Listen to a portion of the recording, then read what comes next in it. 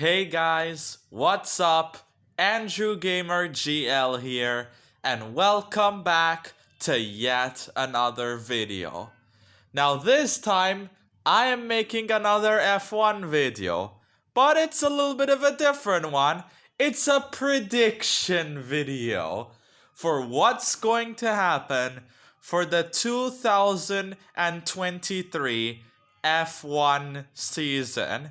If you guys remember, I did a couple of race reviews for the 2022 Formula 1 season, but I didn't make any more because they really weren't getting too much attention on my channel.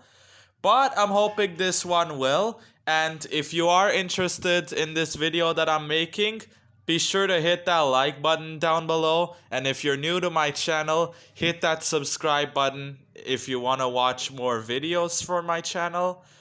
And yeah. So I have now watched completely through testing.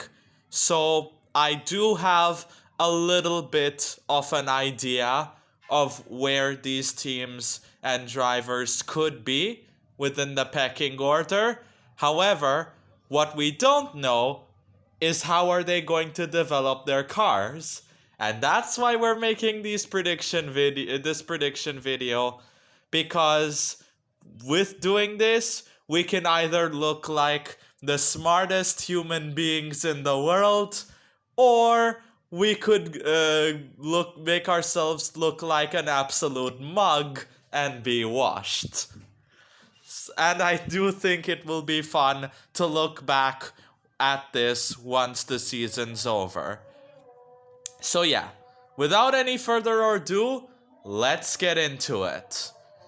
Now, first off, I'm going to be starting with the Drivers' Championship and which drivers I think is going to be placing in which place.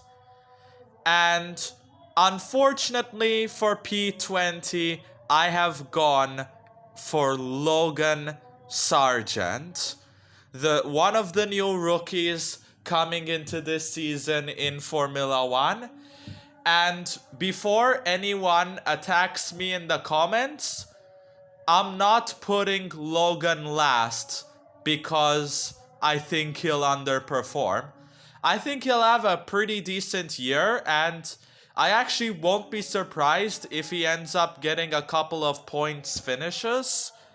But like I said, he's a rookie, and he's coming into a team who easily had one of the worst cars last year, and I don't think Williams will make that much big of a step forward this year either. So yeah, I have decided to go with Logan P20 on this list. Now, for P19, I really do not want to do this because this is actually a driver I like, but unfortunately, this is what I think's gonna happen. Because in P19, I've gone for Yuki Tsunoda of AlphaTauri. Now, do I think Yuki, over the course of the season, would be quicker than his new rookie teammate, Nick De Vries? Yes, but do I also think he's going to improve his consistency? I don't think so. And that's where I think De Vries could potentially outscore him. Because, De Vries, he's not like any of the other rookies that are coming into the sport. Like, he is the most experienced rookie out of the 3 rookies that are coming into the sport this year. And I feel like he'll very quickly come up to speed with the AlphaTauri. And yeah, I do think De Vries is going to score more points than Yuki. And unfortunately, if that happens, I think Yuki is going to lose his seat at AlphaTauri. And I really hope he proves me wrong and he really kicks on for this year, but I unfortunately don't see it, and I also don't particularly see AlphaTauri having a good year either. You'll see where I put them later in my Constructors' Championship predictions. But yeah, P19 for Yuki Tsunoda. Now for P18, I've gone for his teammate, Nick DeVries. I do think Nick will have a pretty solid rookie season, and I do think he will get a few more points finishes, as I said. But, like I said, the reason why he's so low in this list is because I really don't have much faith in AlphaTauri making a good package or good car for him or Tsunoda, and that's why I'm putting them so low on my list. But yeah. And next up for P17, I've gone with the other Williams driver. I've gone for Alex Albon. Now, P17 might not be something too much to write home about, but I do think that Albon will have a very good year. I mean, he already had a very solid returning year to Formula One in Williams, sometimes getting the car into places where it should not be, and having a few qualifying heroics. And I feel like we will see more of that this year as well. And I do think that Williams' package is going to slightly improve. But do I think they're going to improve enough for me to put Albon any higher on this list? I don't think so. I'm sorry. And now, for P16, this might be a little bit of a controversial take, but I've gone for Kevin Magnussen at Haas. Now, do I think Kevin Magnussen's a very good driver? Yes. Do I think he's going to be faster than Hulkenberg over the course of the season? Yes. So you might be asking me then why did you place Hulkenberg further up ahead than Magnussen? The reason why I'm doing that is because I think Magnussen will get the qualifying head-to-head victory over Hulkenberg, but I think Magnussen might have a few little too many incidents that can cost him some valuable points throughout the season. And that's why I think Hulkenberg will outscore him in his returning season at Haas. Not a great look that would be for Magnussen if that does happen, but yeah, I need to see more consistency from Magnussen for this 2023 season. Now, for P15, I've gone for Nico Hulkenberg. I think Nico Hulkenberg will have a pretty solid returning year in Formula One with Haas.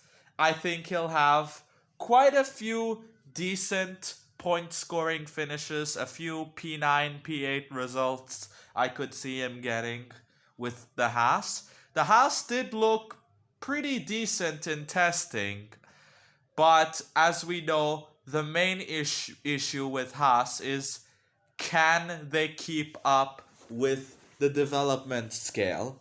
And unfortunately, I can't see that happening. And that is why I've got the Haas boys a little bit low on this list. But when you actually look at it, I think it's pretty justified. Now, for P14, I have gone for Oscar Piastri. The other rookie, the final rookie that we have for this grid.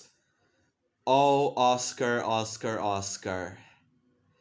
I think you made a huge mistake picking McLaren over Alpine. Because if you guys have been keeping up with preseason testing, McLaren have had an absolutely shocking test.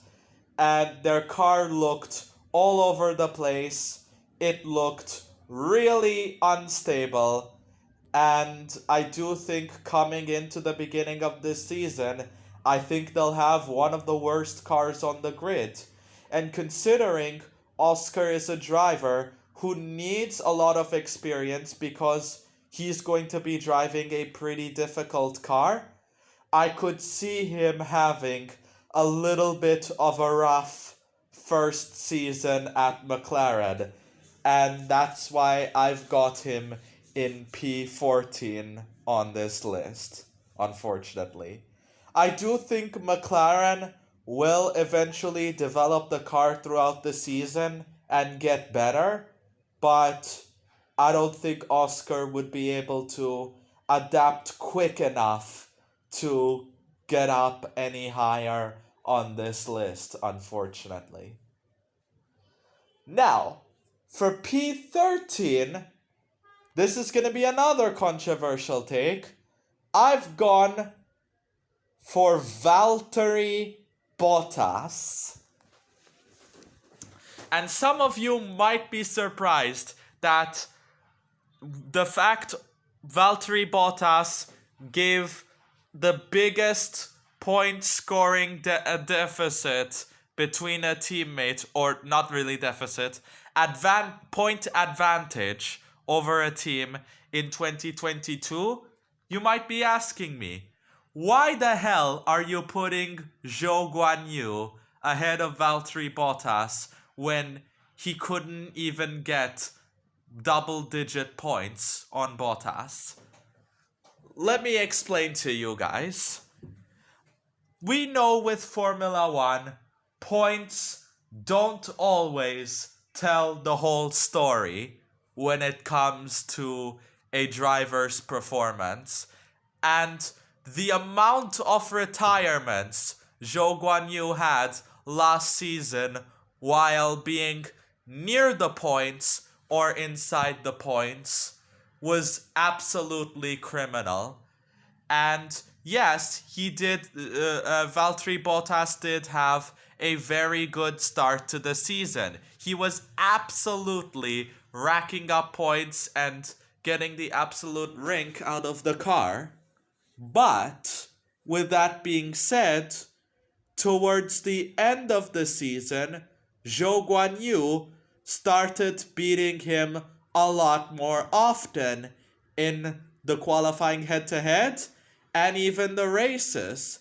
And given Valtteri's caliber and experience in Formula One, I expected a little bit more from him, if I'm being honest.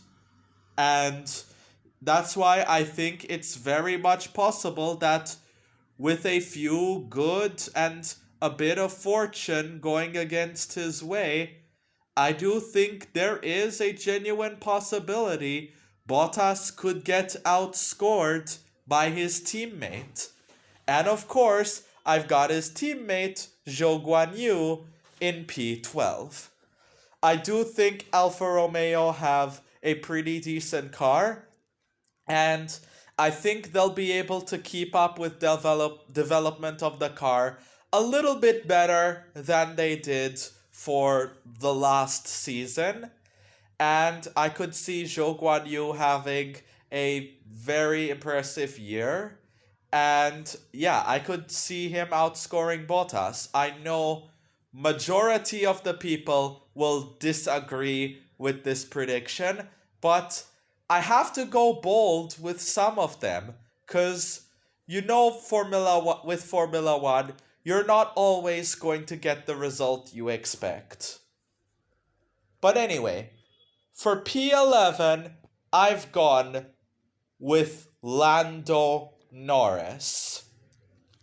Now, as for Lando Norris, reason why I've got him that low in P11 is obviously not because of his performances. I still think Lando is absolutely going to perform and get everything he can out of the car.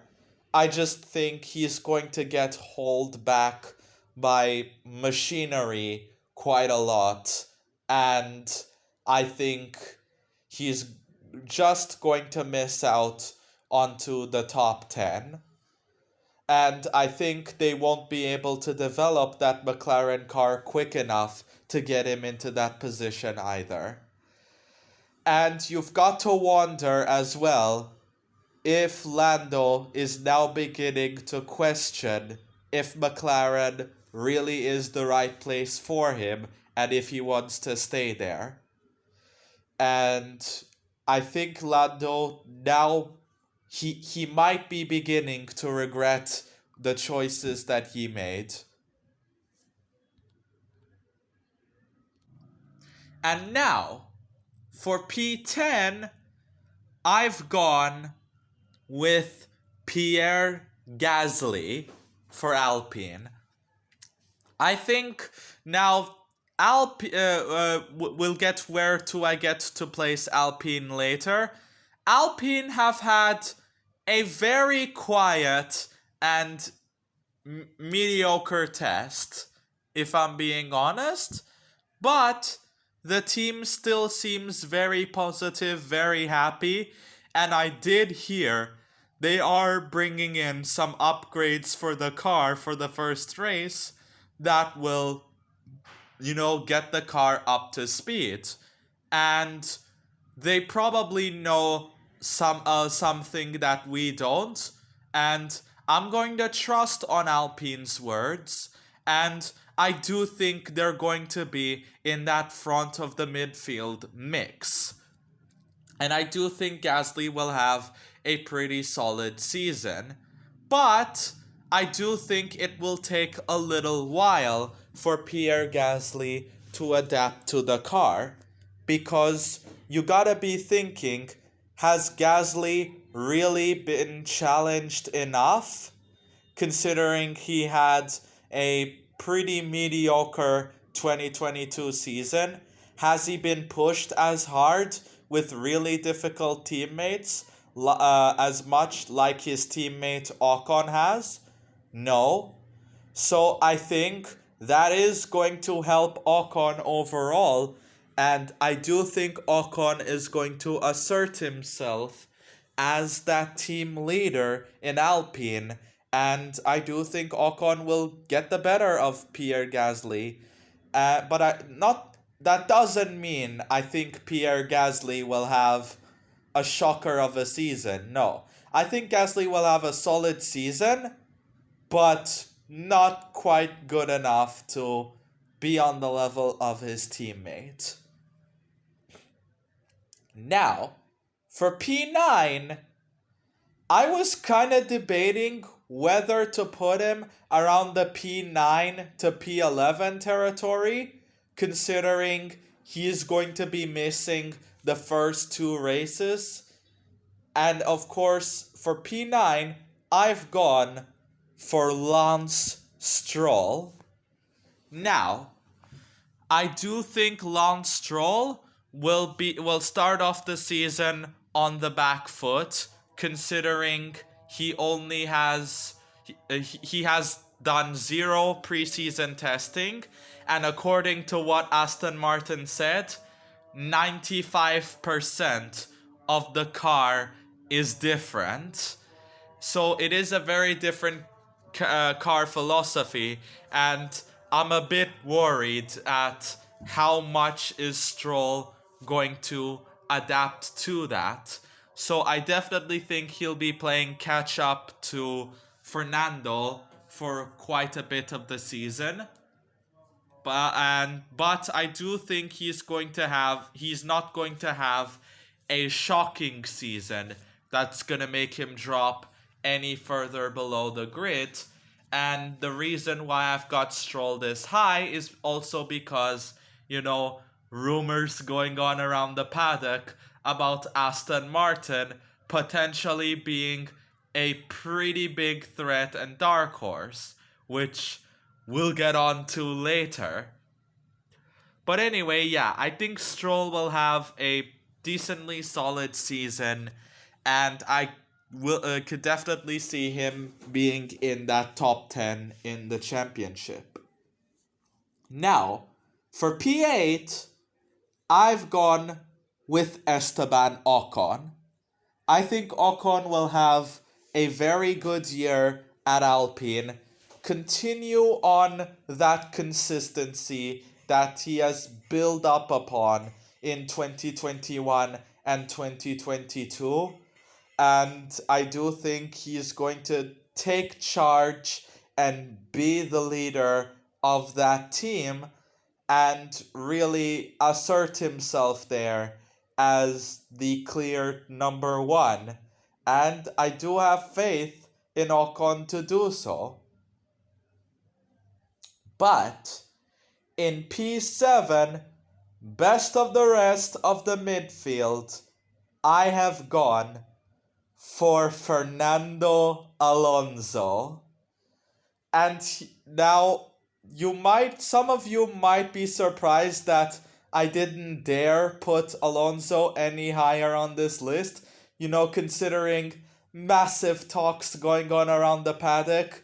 Aston Martin could potentially be third or second fastest car heading into the beginning of the season. The thing is, though, I know Alonso will get the absolute maximum of the car he has. He always has. He's Fernando Alonso. The guy is over 40 years old and he's still producing some of the best drives we have seen from Formula One drivers. I swear, this guy is not human, and I honestly would be very surprised if he doesn't finish anywhere less, if he finishes anywhere less than best of the rest. But the thing is as well, even if Aston Martin do have a car that is quicker than Mercedes and Ferrari at the start of the season, do I think over the course of a 23 race season, do I see Aston Martin keeping up with the development of those top three teams? I think it came a little bit 1 year too early because they still don't have their massive facilities yet. So I do think even if they do start ahead, they will eventually fall behind the top three teams. But I still think Aston Martin's development will be good enough to keep them at best of the rest. And some journalists are even saying they might even potentially be clear of the midfield. But I will say, if those rumors are true and we see Alonso consistently fighting for podiums and maybe even the occasional race win, that would be absolutely mad. I'd be sad for my favorite driver Vettel, who retired last year because of him retiring just the year Aston Martin have made a great car. But hey, as long as he helped with the development of the 2023 car and Alonso is another driver that I really like, I really won't mind, and I'm really hoping to see Alonso kick on with his Aston Martin car and team. And I can't wait to see what he can do this season. And now, for the top three teams in P6, I've gone for George Russell. Now, I think George P6, some of you might be pretty surprised that I put him lowest of the top three teams, but I do think that he is going to have a very good year. He's going to be very, very close to Lewis, and I could definitely see him continuing on that Mr. Consistency form that we saw from him in 2022. But with that being said, I do think that Lewis Hamilton was sacrificing a little bit too much last year trying to get the setup of development and stuff. And that is why George outscored Lewis at the end of this season. But I still think George is going to have a very good year. And I do think George and Lewis are going to be very close to each other. For P5, I've gone with Lewis Hamilton. Now, I do think Lewis Hamilton will have a very good year as well. I mean, he is statistically the greatest of all time. I would expect him to deliver top tier performances. But unfortunately, based on what we saw from testing, I don't think Mercedes are going to have a car that's going to be good enough to challenge Red Bull and Ferrari at the front. And I do think they might just be a little bit too far this time, and they might be once again playing catch up to the top two teams.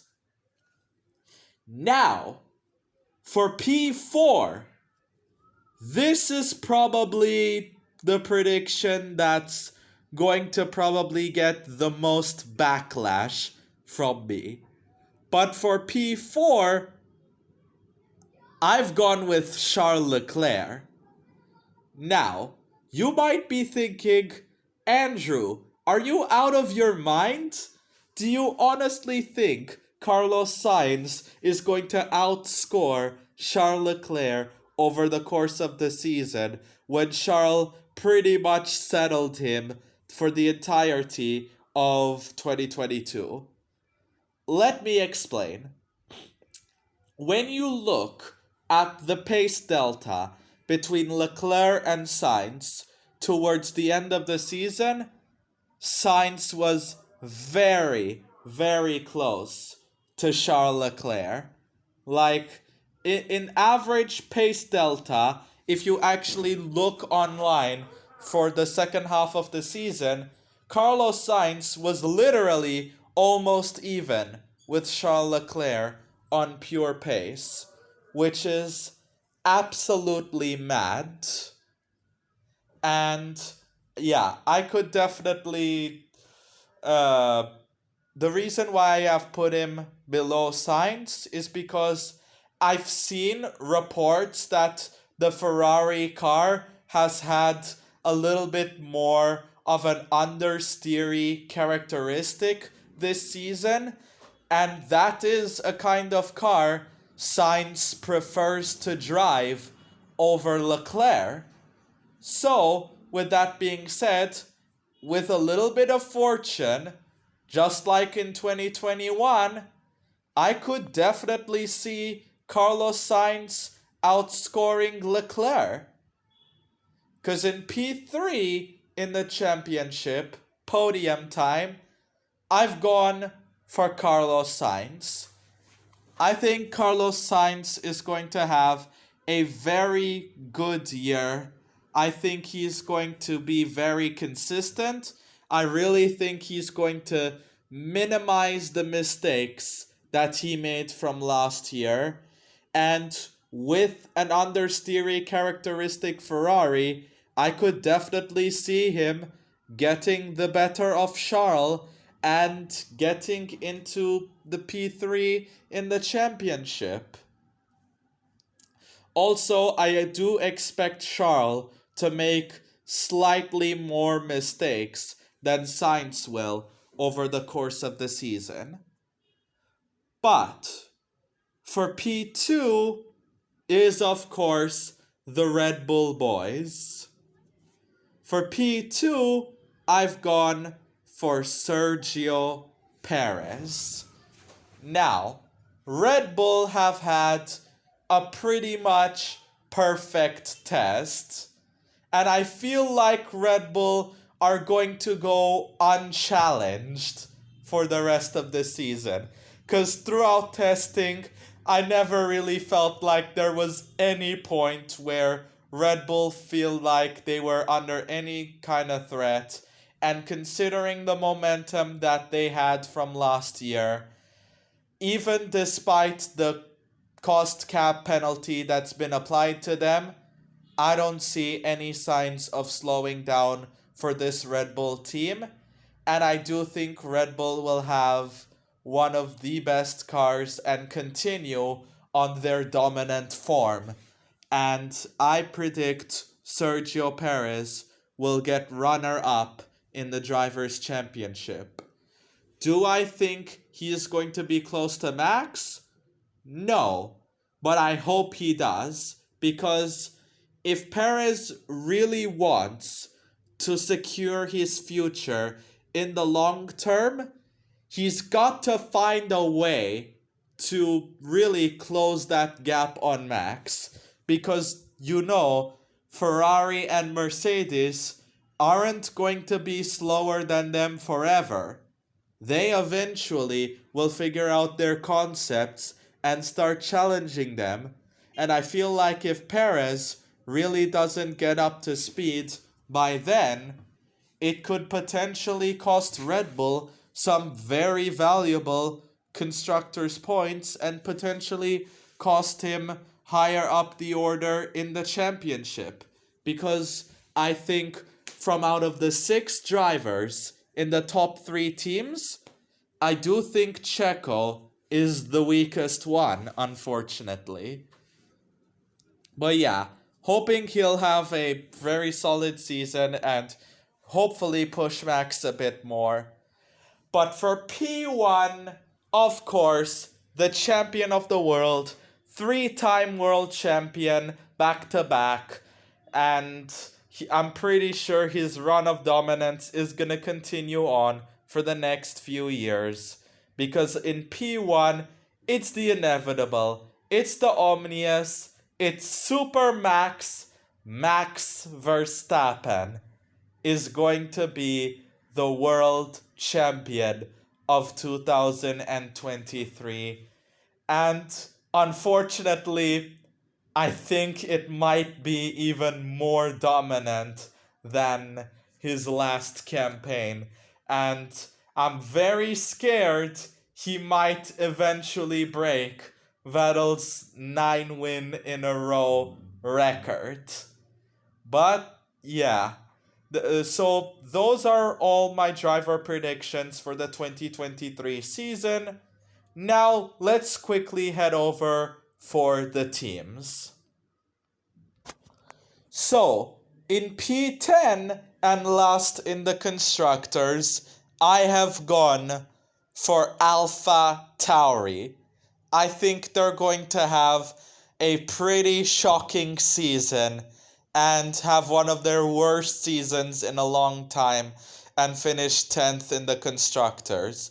And when you even consider the point that Alpha Tauri are considered to be being sold by Red Bull, yeah, I don't see them having a particularly great year.